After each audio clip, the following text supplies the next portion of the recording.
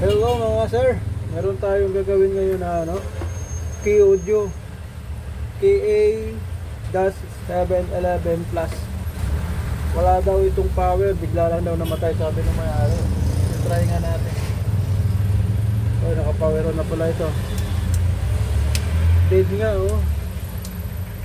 So check nga natin. Baka naman cordon lang to.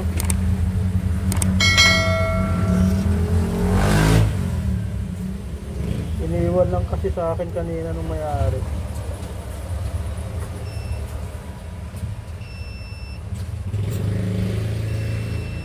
So good po yung ating cordon. Alamin natin sa loob mga sir kung ano ang problema nito. Oh, may extra na ano kaya to? Bakit mayroon nito yan?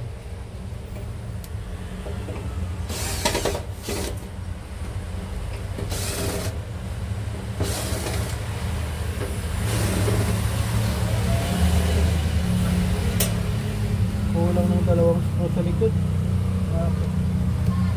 Sinuksan na ba na may-ari ito? Hindi na sinabi sa akin.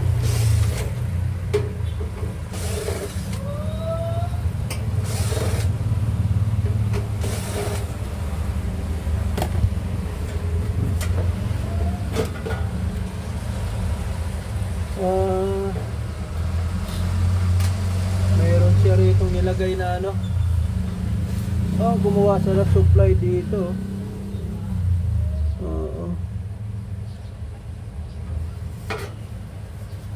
Kasi natin pakialaman yan. At yan ang kanyang version. Baka mayroon siyang ginawang module siguro, o baka Bluetooth module, ganun. So bakit kaya walang power ito? So may fuse nga pala to rito, no? Tingnan nga natin.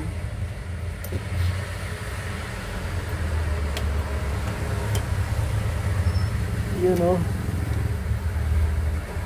Parang buo naman.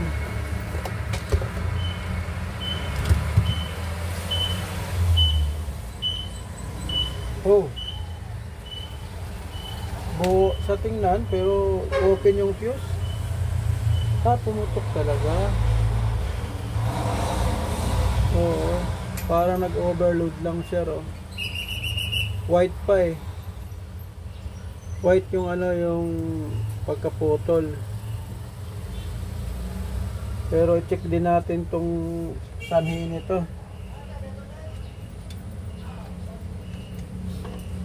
On muna natin. So,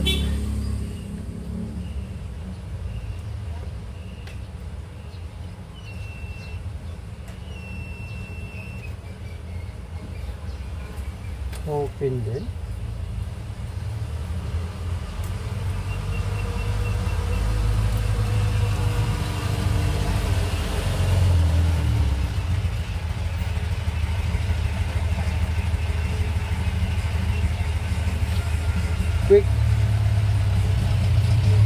Quick test lang tayo rito sa mga OPT na mga sir. Alamin lang natin kung may shorted sa collector emitter. Kasi lang naman na common na nagsa-short dito eh, na magki-create ng pagputok ng fuse. Pero yung fuse dito mga sir sa kanyang sa kanyang board ay good naman siya.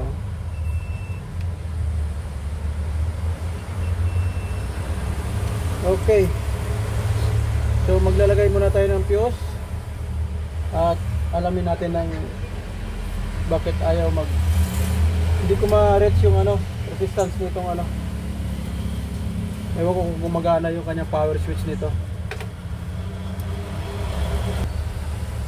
Okay, maglalagay muna tayo ng mababang fuse. So 2.5 ampere po ang inilagay ko. Ang original niya ay 5 ampere.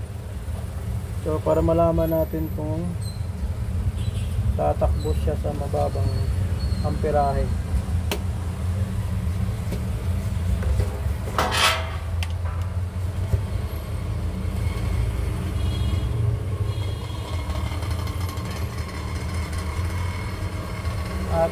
valve muna tayo for safety mga sir. Then power on natin. Oh, kita nyo yun? Yan ang sinasabi ko, may shorted po siya. So helpful po talaga pag mayroon ka nito. Okay, so balik tayo rito sa kanyang circuit.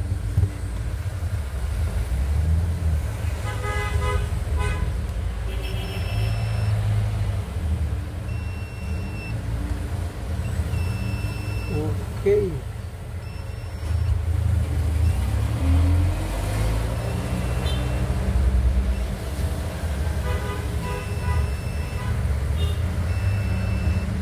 mayroong tama yung ano sir, yung ating rectifier dito. Yan o, shorted po. Hindi pala nakikita tester natin mga sir. Sana nakikita nyo po itong aking tester. Yan, naka buzzer mode tayo sir. Yung isang ano, yung isang rectifier natin ay 00 na yung ano, yung reading. Ayan. So kalasin na lang natin to.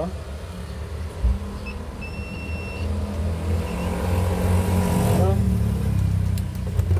To prove kung ito lang bang nadamay, kasi dito sa output wala eh. So i-double check na rin natin after nating matanggal to. Tanggalin muna natin tong ano, board.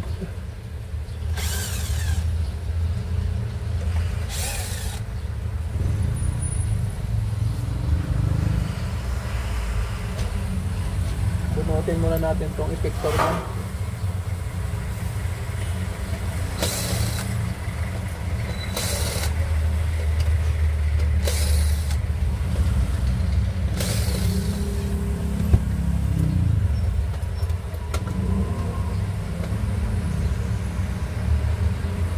Pala tinanggal ko. Hindi naman kailangan tanggalin pa, dapat pala.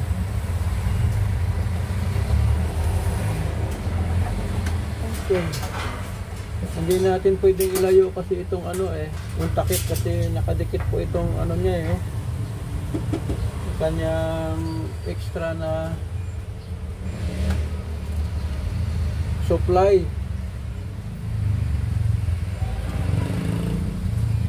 So kulang na rin dito yung tornilyo. Sabihin, tumingin ba dito? Ano ba?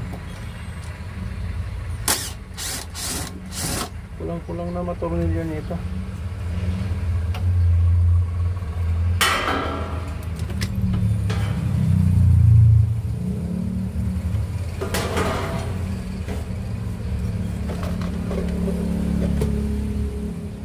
Cut muna natin itong mga ano, nakatali na ito na cable tie.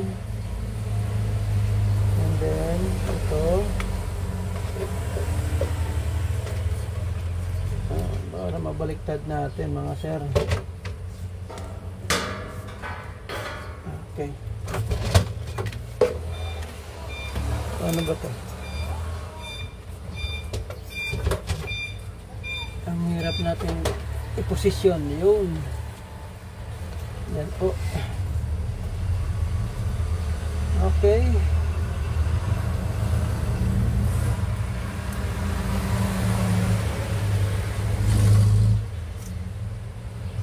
So sana yung ating ano, rectifier banda nakalagay. So itong apat, ito tsaka ito.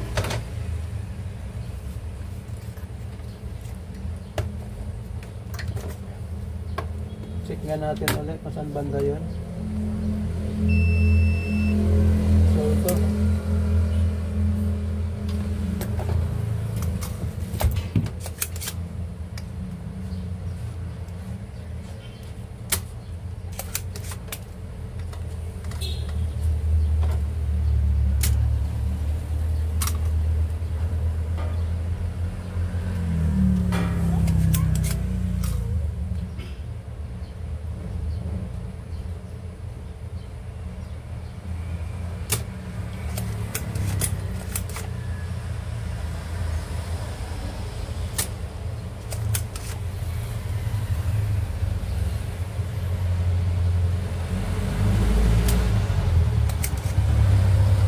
matigas naman tong ano ha. Matigas ng kanyang hinang. So ito yung diode mga sir sa likod nitong capacitor na to. Ito po 6 ampere 618 yung value ng ano ating rectifier diode.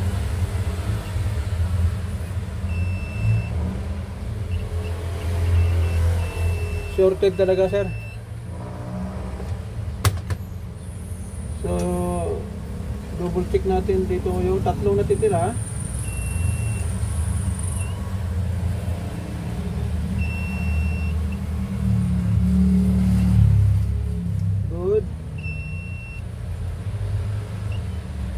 Good.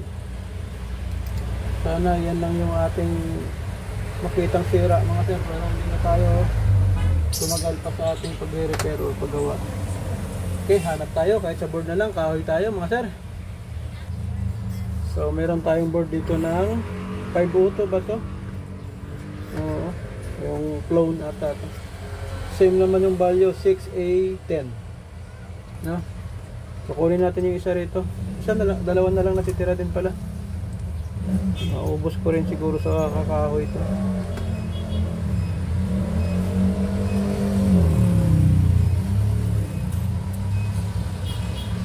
At maganit yung ano tingga. So applyan muna natin ng ano tingga to.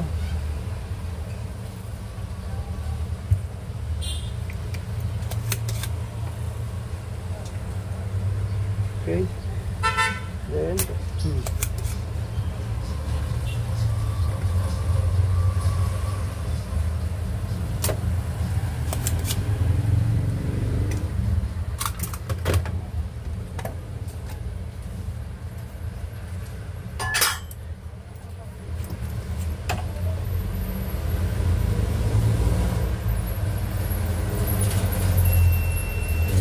good.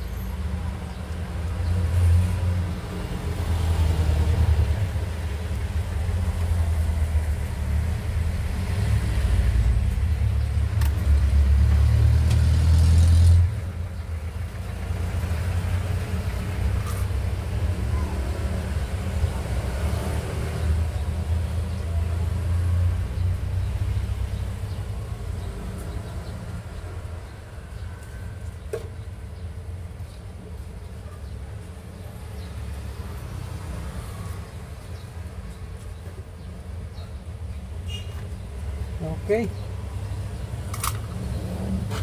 So maganda yung board nitong ano K-Audio. Hindi siya dinadapuan ng ano corrosion, no?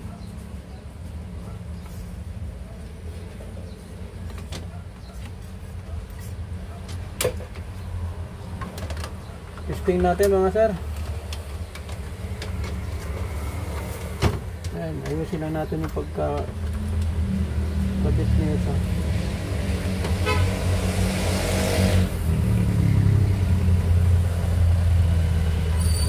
Mahirap gumalaw gawa nito eh.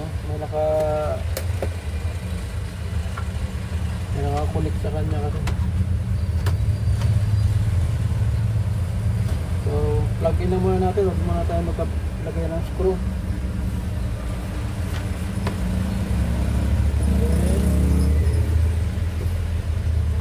Try natin sa bulb. Power on. Yun, no? O yun, nag-click na yung ating relay. So meaning, mayroon tayong good news nitong maasahan. Okay, lalagay muna tayo ng screw mga sir para safe tayo.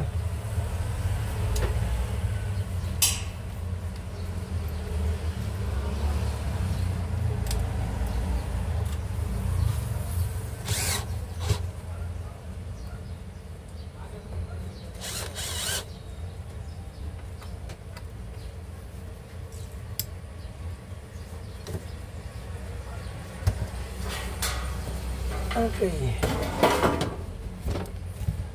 Kabit natin yung nag-iisang screw dito. As in, nag-iisa lang talaga. Tanungin natin yung may-ari mamaya kung nasa kanila yung ibang screw nito.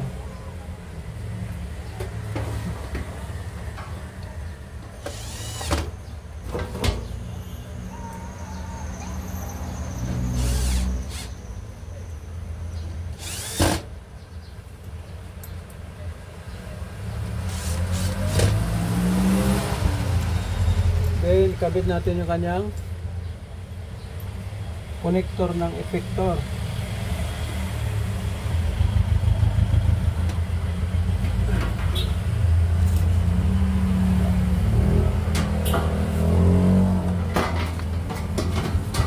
Ayan na po, sir. Kabit na natin yung kanyang effector. Then, sound check tayo.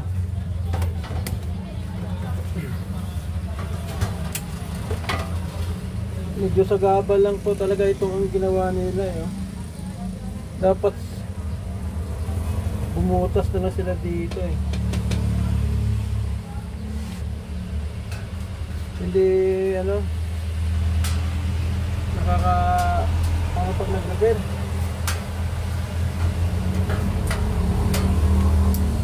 Dito na lang siya, ganyan.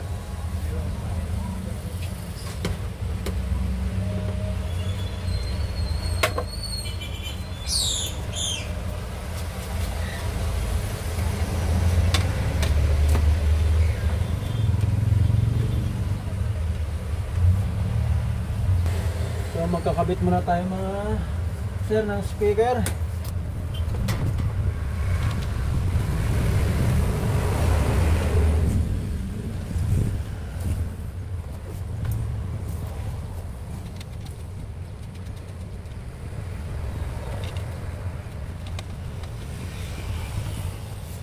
Maglalagay tayo ng input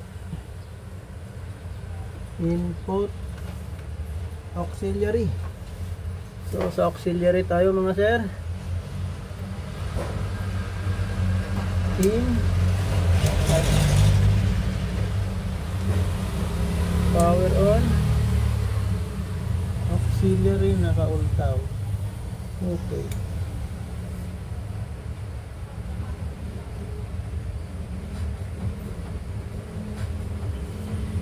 Kamay lang ito natin.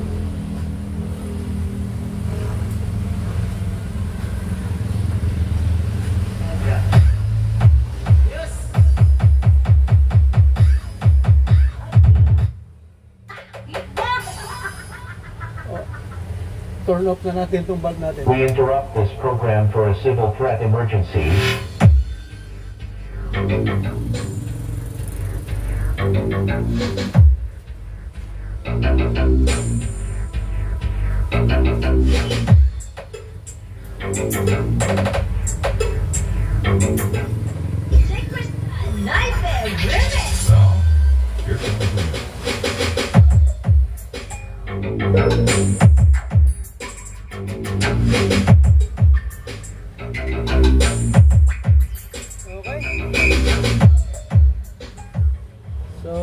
Pinalad tayo mga sir at nakita agad natin yung sira at hindi naman ganoon kalakihan.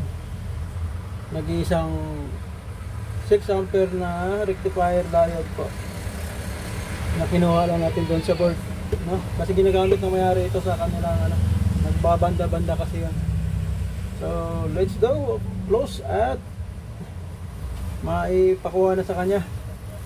Thanks for watching guys, and don't forget to follow.